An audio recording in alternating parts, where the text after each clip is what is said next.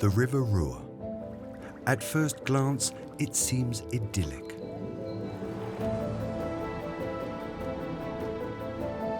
But nowhere else in Europe has man sacrificed nature for his own interests as profoundly as he has here. For centuries, animals barely survived here.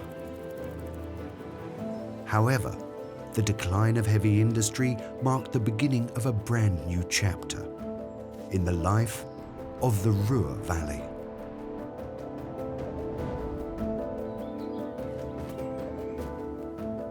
A place where plants and animals are now reclaiming what seemed to be lost forever.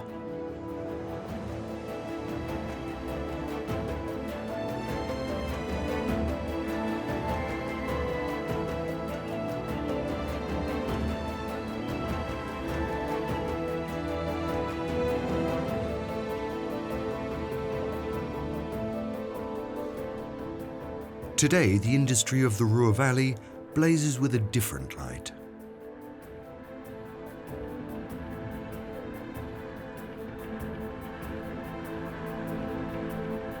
Instead of molten steel, the former steel mill of Duisburg-Meiderich is now illuminated by light installations.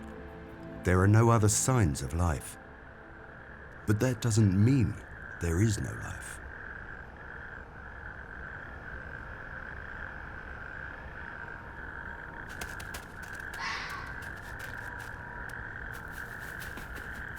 The iron forest stirs.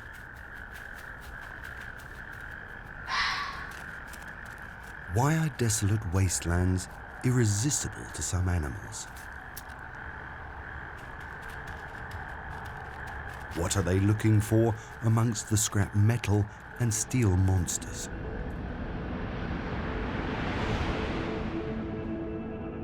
The Ruhr Valley is the largest urban agglomeration in Germany.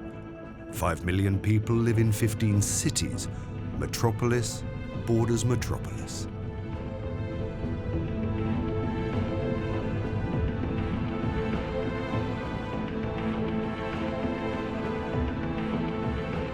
For a long time, it seemed there was no space for wildlife.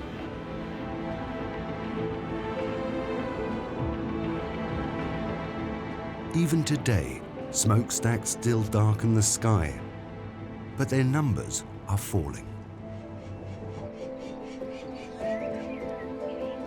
Miraculously, the decommissioned chimneys now attract a bird that was almost extinct in Europe only a few decades ago, the peregrine falcon. For the peregrine, the higher the better, whether natural cliff or man-made building.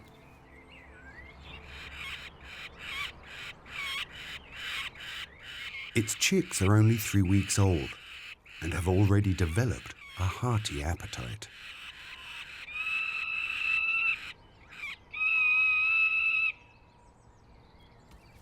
Safe and sound in their nesting box, they are free to eat in peace.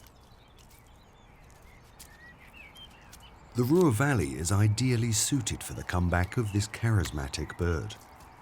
No other man-made landscape offers quite so many sky-high breeding sites. Peregrine falcons specialize in hunting medium-sized birds.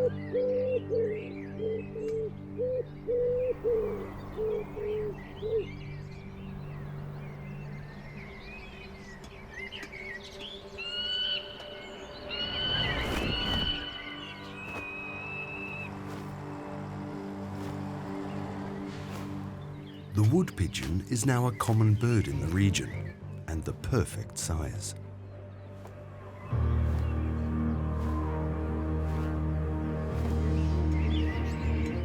Usually it nests in trees, but it also uses the nooks and ledges of buildings. The falcon needs space to catch its prey, so the pigeon's best option is to stay close to the man-made structures.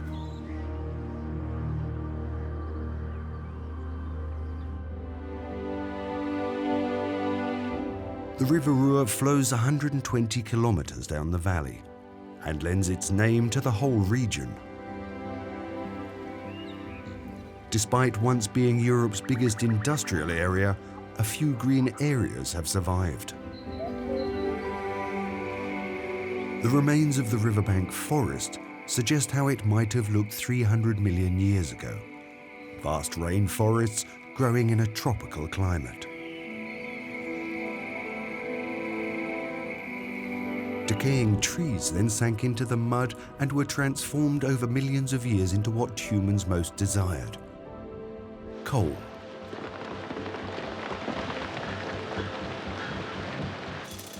Coal has been mined here for centuries. At its height in 1956, 125 million tons were extracted in a single year. Coal enabled the production of iron and steel. Industrial complexes emerged, transforming the area beyond recognition.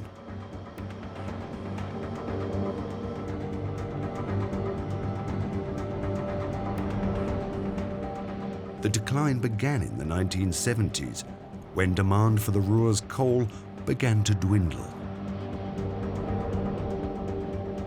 And the number of industrial ruins began to rise.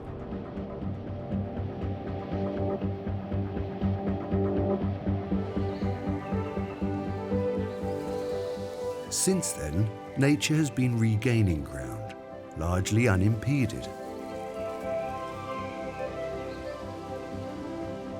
Sometimes it's in the smallest cracks, sometimes whole structures. Today, undemanding birch trees, forest pioneers, grow in bunkers once used for storing iron ores and coking coal.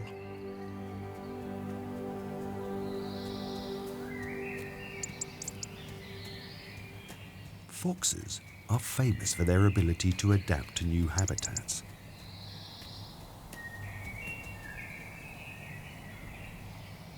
The robin has spotted the vixen, but no one else seems to take any notice.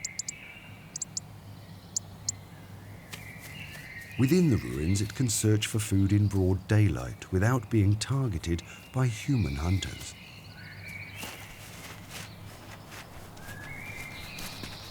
Countless cracks, holes, and fissures provide ideal hideouts for mice and other small animals, the fox's preferred prey.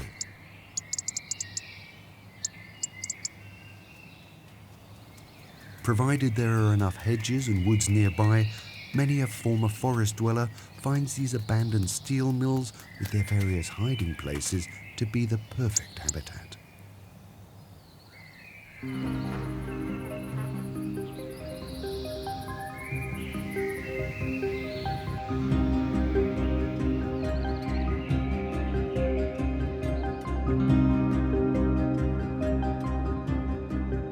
But where factories were only demolished a few years ago,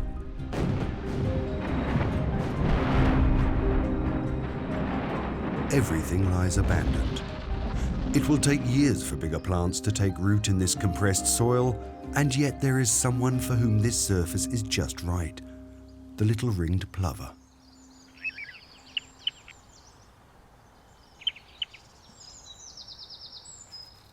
Perfectly adapted to life on gravel banks, this family is looking for spiders and insects.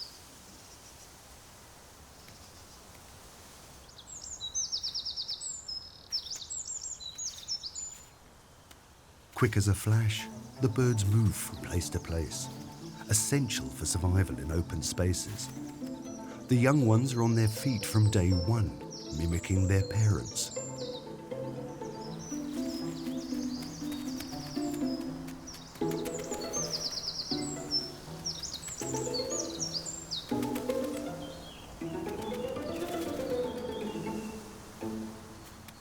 In recent years, the birds have become increasingly rare as their usual habitat shrinks.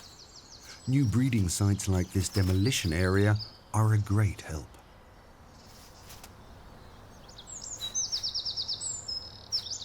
Open spaces are vital to the little ringed plover's survival, ensuring that no one can approach unseen. Caring for one's plumage is part of growing up.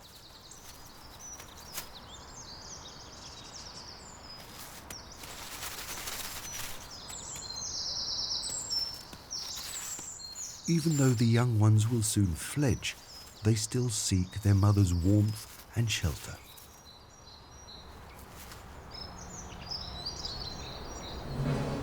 A common kestrel. Has he spotted the family? The vigilant father warns the others. Bravely, the mother tries to draw attention to herself. She can fly away, her young cannot. Elsewhere, abandoned land has already become overgrown. Recapture by nature means constant change. Soon, even more plants will populate these wastelands. And there will be other new arrivals.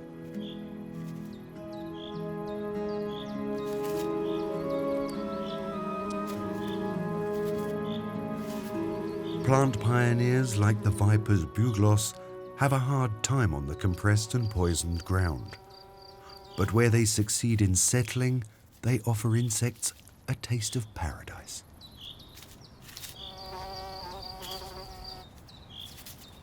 Once there are small animals, bigger animals soon follow.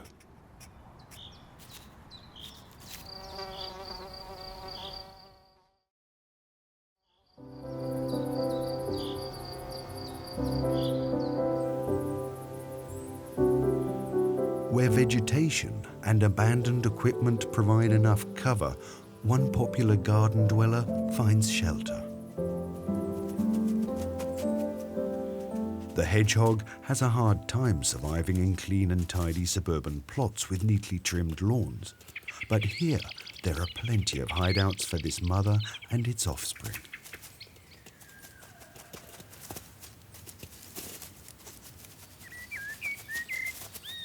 A family of hedgehogs in broad daylight is an unfamiliar sight, yet no one bothers them in these old industrial facilities.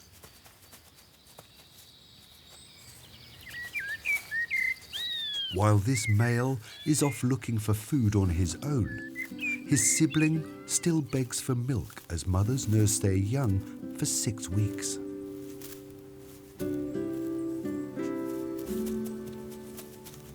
It's very insistent. It seems the mother thinks it's time to cut loose, but it gets what it wants in the end.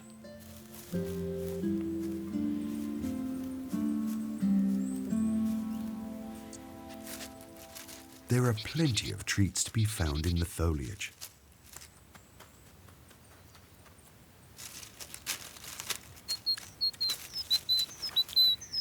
An earthworm would be the perfect dessert for the little one.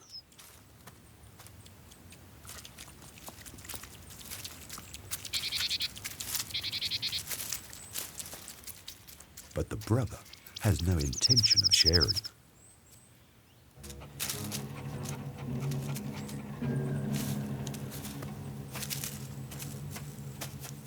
Meanwhile, the small family doesn't know they are being watched. But their sensitive noses are not so easily fooled. The vixen gives up.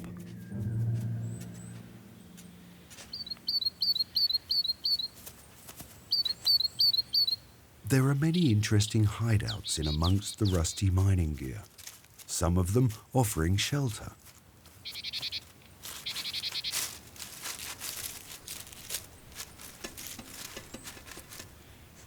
This is exactly what they are missing in many of the clean and tidy gardens.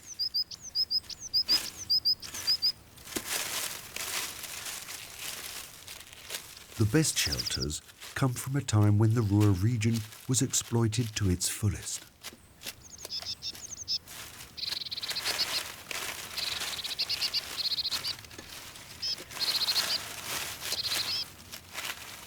Throughout the year, hedgehogs use foliage to build comfortable nests.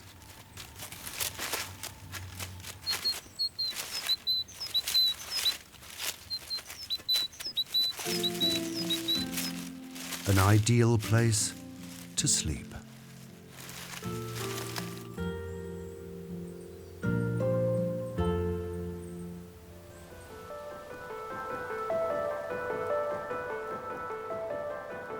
the Zollverein Colliery. What used to be the largest coal mine in the world is now an industrial artifact. By the end of the 60s, output was still at 3 million tons per annum. The mine was abandoned for good in 1986, after 135 years of service. Today, many slag heaps are popular tourist attractions. To animals, they offer little but hard soil. Rainwater accumulates in large puddles, but it's nothing permanent.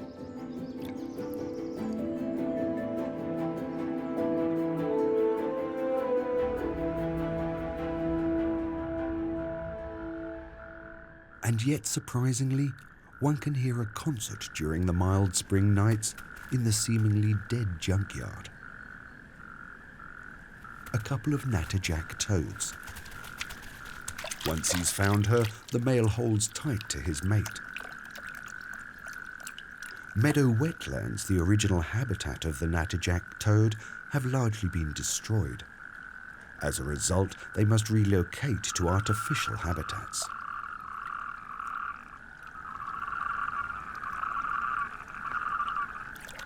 In the throes of passion, the male grabs her the wrong way.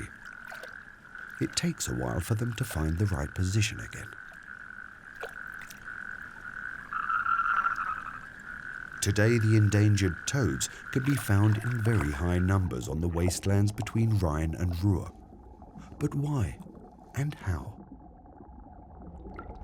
Firstly, the tiny bodies of water exist so briefly that no predatory fish can settle.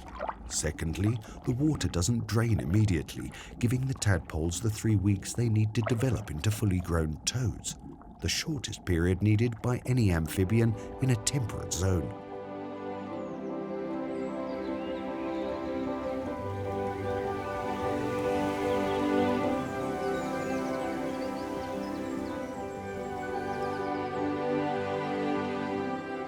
But the toad's Eden is temporary. Eventually, plants will invade the plateau, rising from the slopes.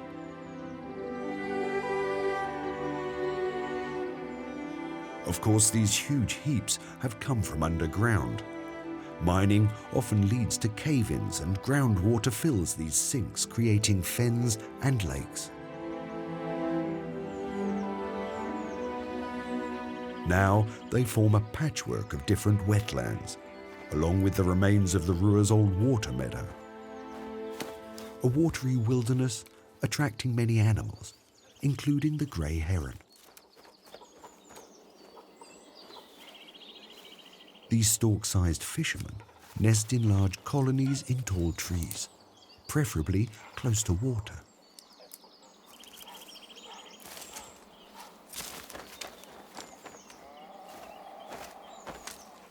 Those who don't find an empty nest from the year before must start building all over again, with both partners joining in the work.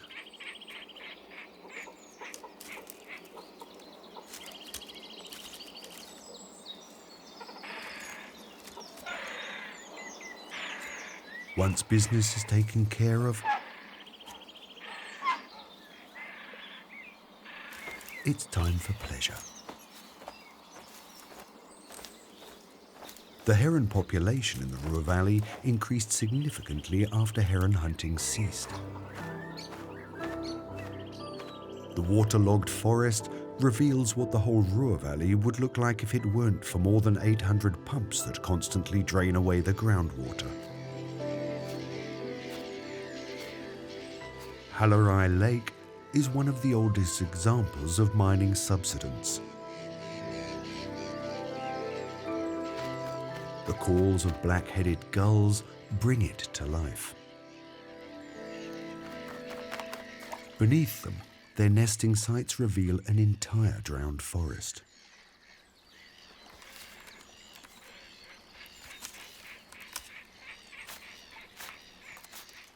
Compared to other colonies, this one seems small, but it is one of the most significant in densely populated Germany.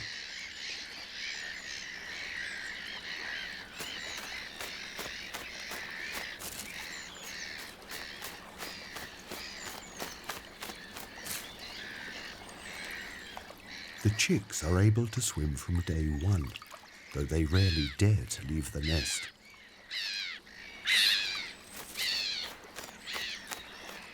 For the little one, the nest is shelter.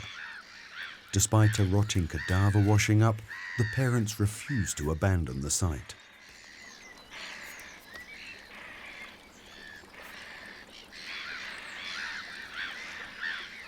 Adult gulls sometimes feed on carrion, but the chick is fed regurgitated fish instead.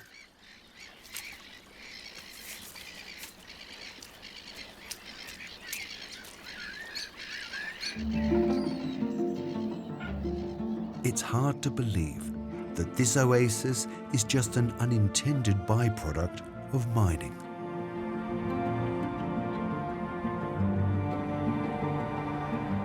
On the northern outskirts of the Ruhr Valley, traversed by roads and industry, large forests dominate the landscape. 200 years ago, this was all heathland.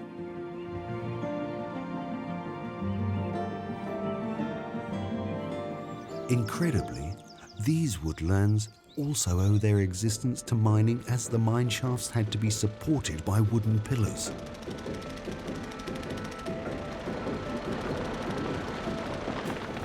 The demand for so-called pitwood was enormous. So pine trees were planted on a large scale. Today the woods are left to themselves, providing enough space for red deer, the largest of forest inhabitants. The deer rut in autumn is an impressive spectacle of nature, taking place just a dozen miles away from the center of the Ruhr megalopolis.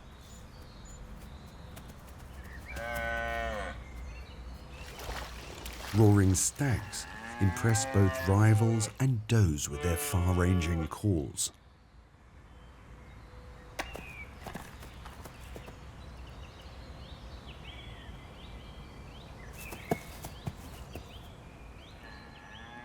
During the rut, the stags move from the thick forest out into the open, allowing us to see them in a way that is possible in only very few of Europe's industrial nations.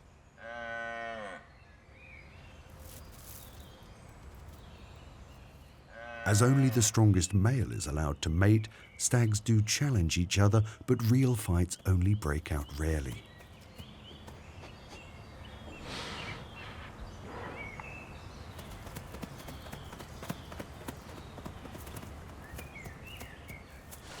The dominant stag is constantly busy keeping his harem together.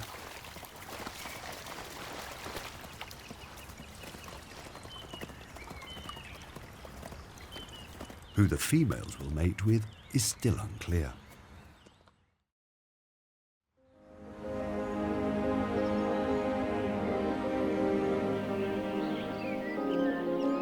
Over many decades, nature was seen as of little importance in the Ruhr Valley and widely destroyed.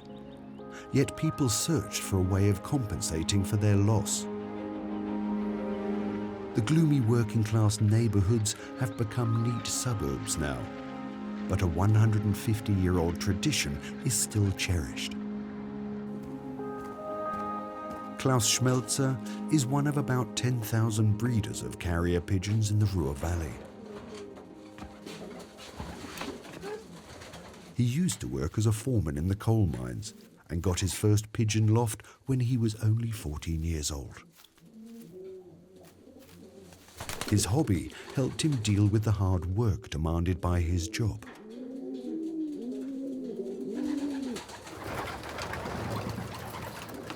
As the number of miners falls, so does the number of pigeons.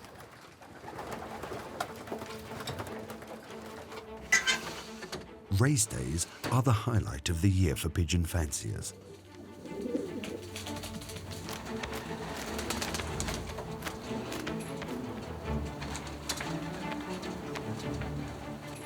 But to be successful, the birds have to train regularly.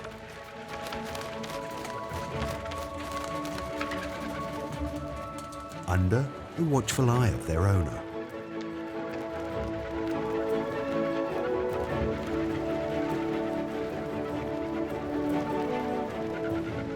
For about 2 decades now, the airways have been getting more dangerous. New arrivals are moving into the neighborhood.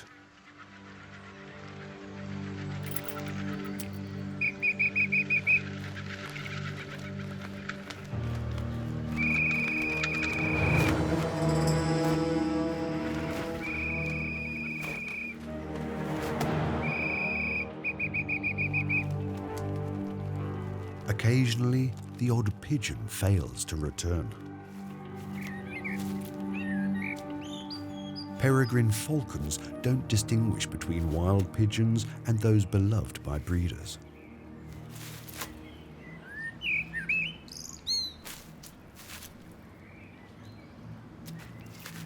Little surprise then that wildlife conservation is not welcomed by everyone. Pigeon fanciers in particular may struggle to admire these returning aerial hunters.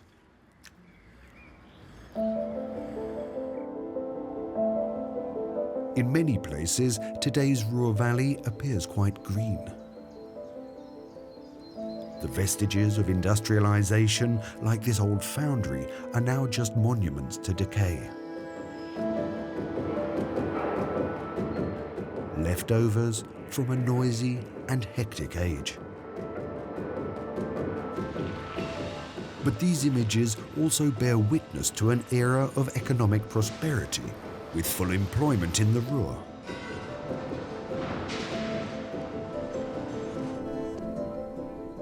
Today, this hall provides space for industrial nature and a hiding place for a secretive hunter.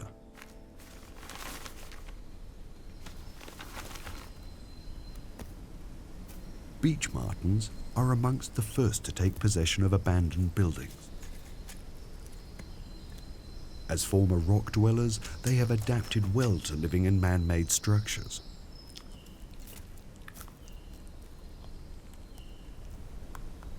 Like the fox, martens find plenty of prey in the numerous crevices. The roof shelters them from the rain, for now. The hall provides their offspring with the ideal environment for exploration, protected from airborne predators.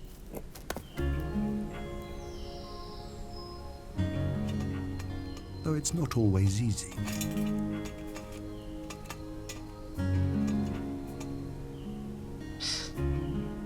Even Mother can't help.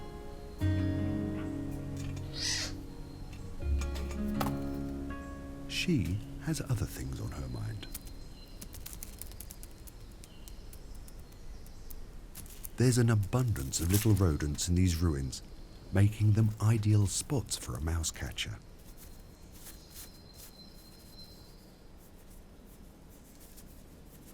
Despite the predators, the hall is a good place for mice too. Where else would they find so many hiding places?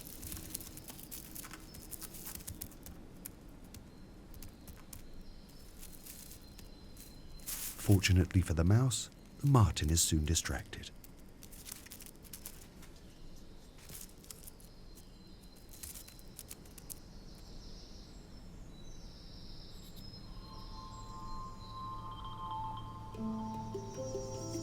Inside the walls live weird creatures that seem to consist entirely of legs. Giant harvest men. Their legs span 20 centimeters. Migrants from Africa, they first turned up in Germany in 2004. They are partial to abandoned buildings. Dry and free of frost, often hundreds of them gather in one spot.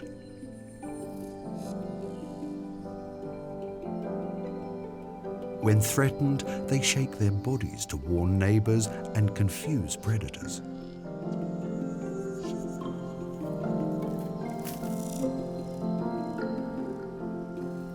For these arachnids, the many industrial ruins of the Ruhr Valley provide excellent new habitats.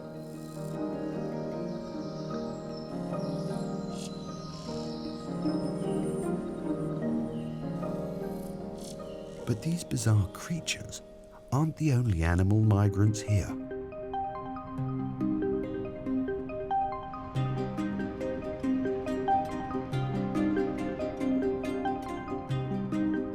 Duisburg, the world's largest inland harbour.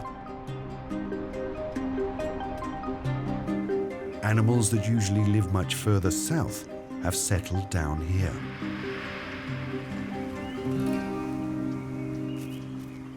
Common wall lizards now sunbathe along the riverbanks, using the nooks and crannies as hideouts.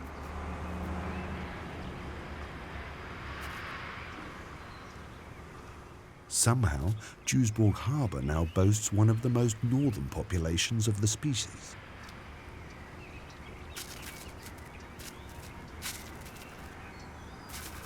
As cold-blooded animals, these reptiles need to get their energy by the sun. Fortunately, the Ruhr Valley has a warmer climate than other places on this latitude.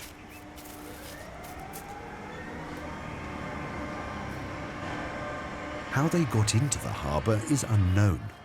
They may have been released or come by water from the south.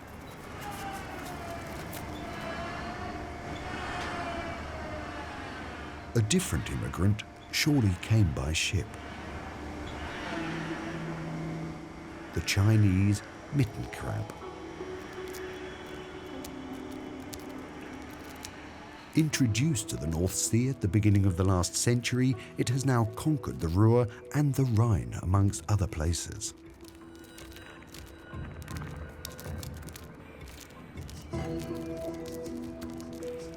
Only able to spawn in salt water, the adults migrate to the sea and cover an astounding 10 kilometers per day for months on end. After spawning, the adult crabs die, and the young return to the rivers of the Ruhr Valley.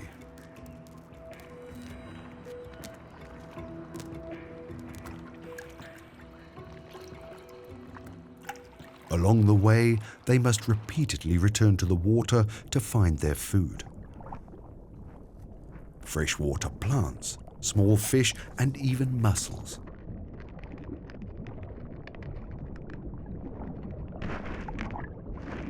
The crabs break open the shell with their strong claws.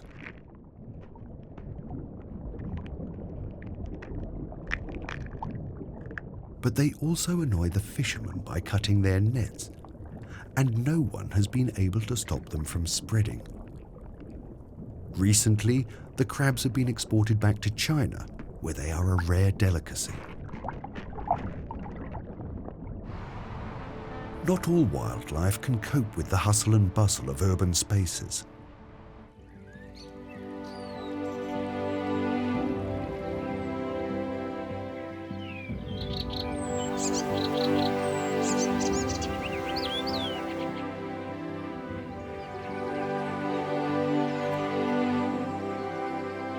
The water meadows of the Ruhr are often called the green lungs of the industrial region, a retreat for many more sensitive species. However, it isn't as pristine as it first appears. This is not a European beaver. They disappeared before industrialization and have yet to return.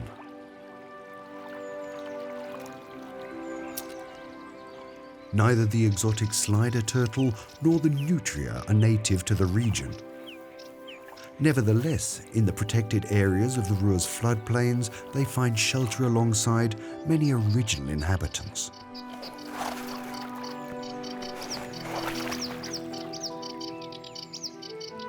This newly hatched dragonfly will soon be master of its territory.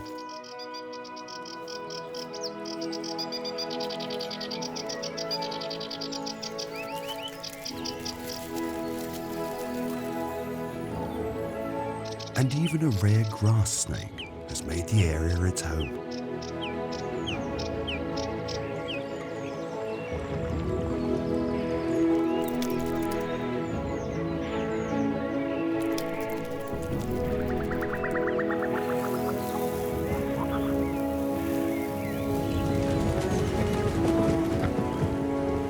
Large animals have been reintroduced by conservationists, Since the beginning of the 21st century, part of the Ruhr water meadows have been grazed by a herd of semi-feral heck cattle. Reminders of a time when cattle herding was common in the Ruhr Valley. They helped to conserve the open spaces of the Ruhr's floodplains.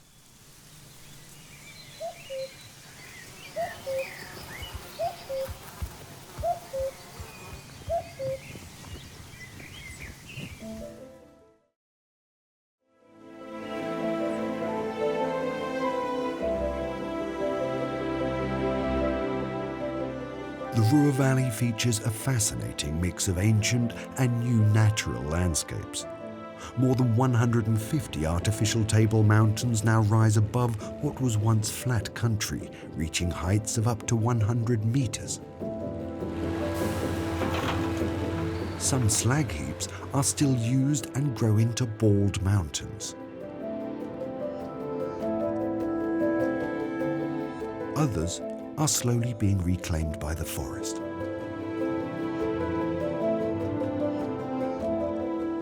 Incredibly, the bare poisoned wastelands still represent paradise to a number of specialists.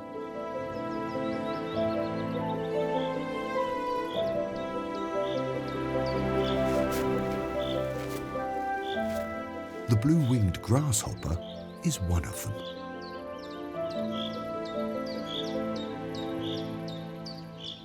Perfectly camouflaged on the rocks, it avoids any unnecessary movement, just like its close relative, the slender blue-winged grasshopper.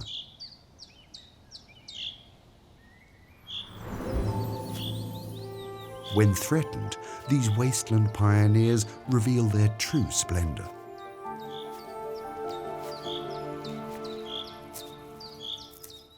They are perfectly adapted to life on the ground and feed on low-growing plants.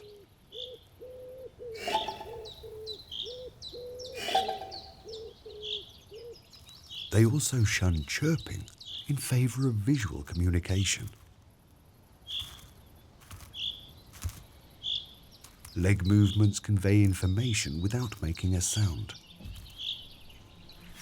Sometimes, though, they simply need to find each other in this rough terrain. So, when a male discovers a female, it signals with its blue wings.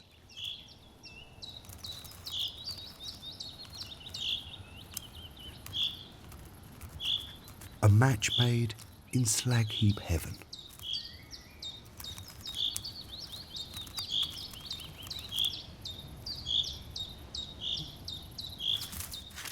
Only when they are sure they belong to the same species of blue wing do they finally mate.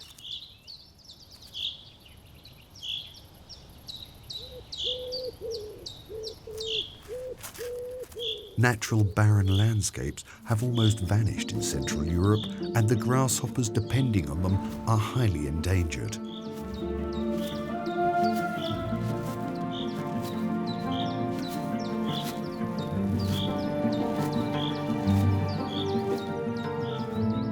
Yet even for them, it is only a temporary refuge. In the end, nature won't be stopped. One day, everything will be cloaked in green once more.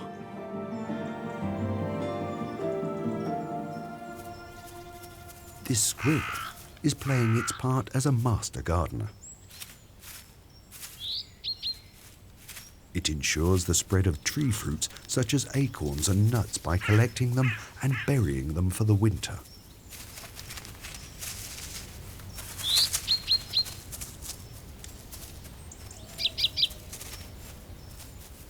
But the eager collector doesn't dig all of them back up.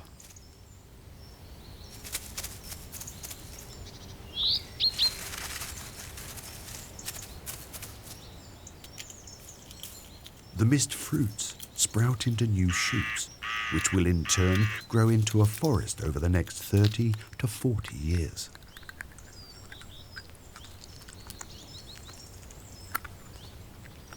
It takes time for nature to heal itself, and in many places, heavy industries are still in operation.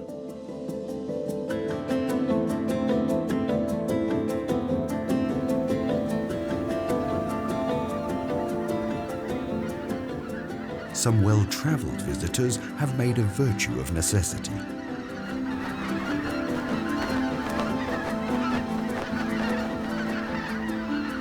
The towers of the power plant do not bother the resting greater white-fronted geese. On the contrary, thermal discharge causes the highly coveted winter seed to remain mostly free of snow. And it's not far to the lower Rhine, where the geese can rest on its great marshy plains. The airways between the Rhine and Ruhr are bustling.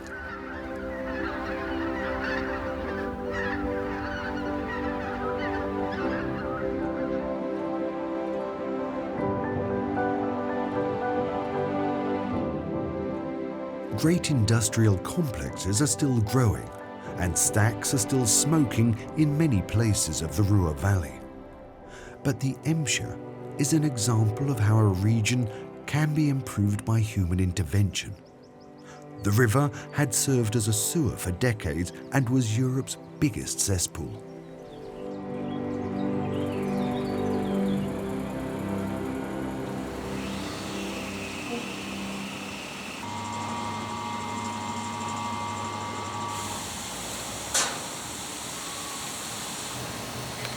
For the past 25 years, a massive effort has been made to direct the wastewater, 70% of the river's volume, underground.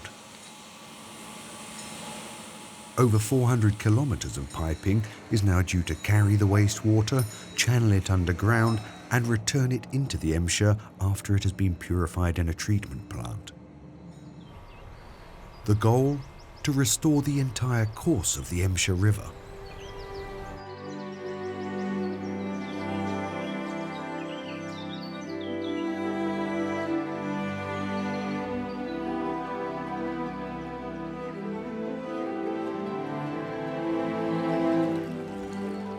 Where it's already free of her concrete corset, it meanders through the landscape, clear and clean.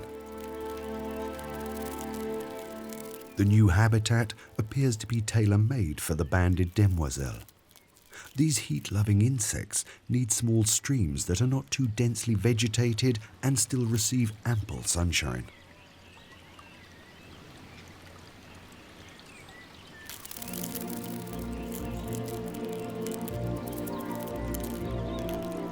The green-coloured females are well camouflaged.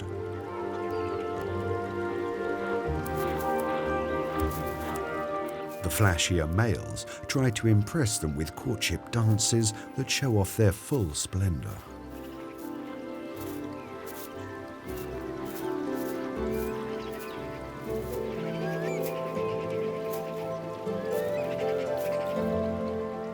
They use their coloured wings as signals and to drive off other males from their territory, which barely stretches a few square meters. If a female lands in it, then the male will lead her to where she will lay her eggs.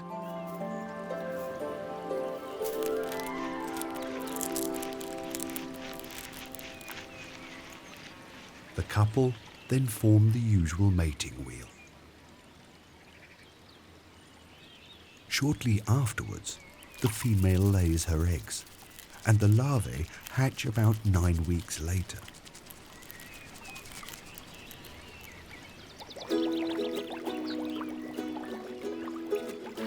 Maybe in a few years, this animal will also resurface in the Emscher, the Eurasian otter. It has already returned to a few spots on the Lippe, the river on the northern border of the Ruhr area.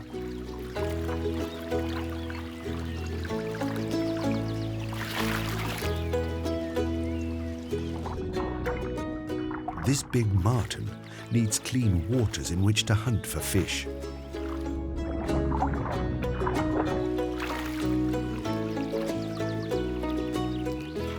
Although it always comes ashore to eat.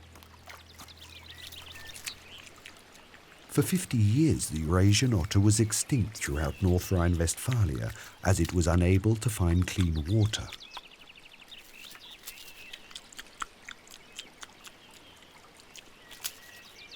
Should it permanently return to the Emscher and Ruhr, then this would be a great success for nature conservation and atonement for past sins.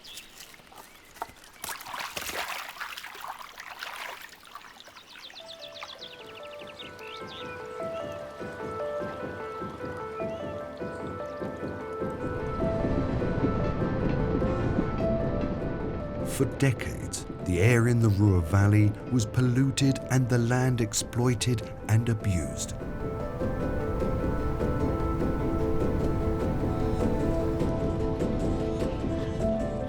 Inevitably, nature had to pay for such ruthless exploitation.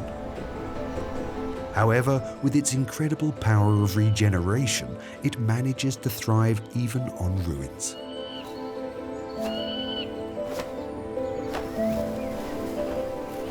The peregrine falcon is clearly one of the beneficiaries of the structural changes that have occurred, even if it was with the help of man.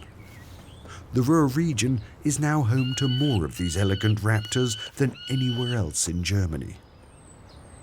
Smokestacks act as surrogate rocks. This year's brood was nurtured well by the breeding pair, one of 100 in the region. The young birds are now fully fledged. But their maiden flight is a leap into the unknown. They have no choice but to trust their wings.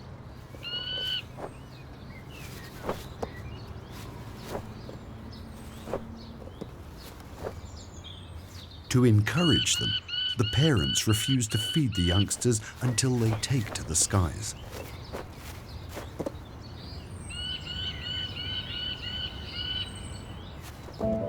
And so they do.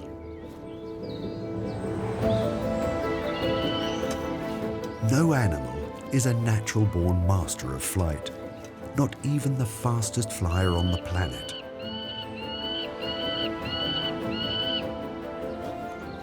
The young falcons are unaware that it used to smell, smoulder, and rumble here. They don't need untouched wilderness.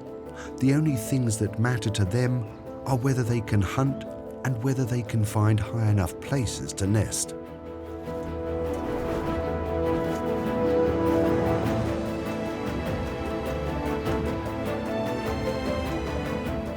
Today, many of the steel giants appear to be nothing but legacies from another era. But the Ruhr Valley is staged to an incredible transformation. From a heavily polluted coal mining area to a home for specialists and adaptation experts. For those who know how to exploit it, the Iron Jungle has plenty to offer.